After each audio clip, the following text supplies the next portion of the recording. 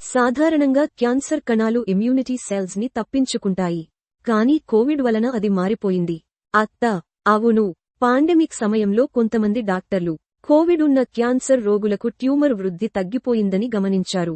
మొదట అర్థం కాలేదు, కానీ ఇప్పుడు అర్థమవుతోంది. కోడలా, SARS-CoV-2 రేర్ క్యాన్సర్ చికిత్సల్లో వాడడం చాలా బాగుంటుంది.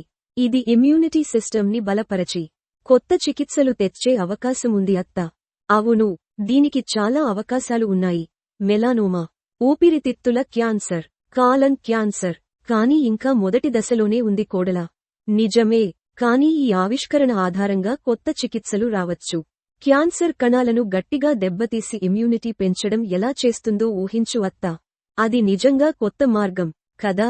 చాలామంది కష్టపడతారు, కానీ అది మన జీవితం కాపాడే మార్గంగా మారవచ్చు. కోడలా, అవును, ఇది బిటర్ స్వీట్. పాండమిక్ వల్ల జరిగిన కష్టం ఎంతైనా ఏదో మంచి వస్తుందనే ఆశ ఉంది. అత్తా, ఇప్పుడు మనం కొత్త మార్గంలో ఉన్నాము.